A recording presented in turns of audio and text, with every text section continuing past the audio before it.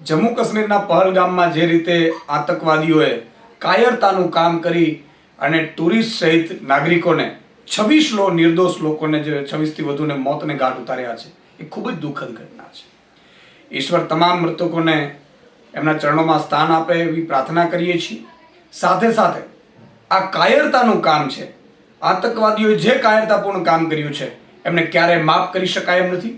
સરકાર જે પણ કદમ ઉઠાવે, કેન્દ્ર સરકાર, એમની સાથે અમારી લાગણી છે, સમર્થન છે.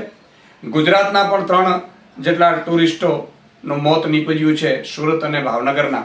એમને પણ ભગવાન એમના ચરણોમાં સ્થાન આપે, એમના પરિવારને દુઃખ સહન કરવાની શક્તિ આપે.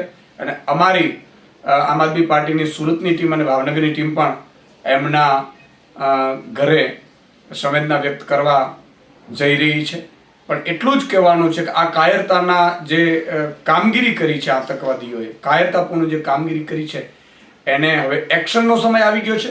કેન્દ્ર સરકાર ઠોસ કદમ ઉઠાવે અને કેન્દ્ર સરકારના દરેક કદમની સાથે આમ આદમી પાર્ટી અને એમનું આખું સમર્થન છે.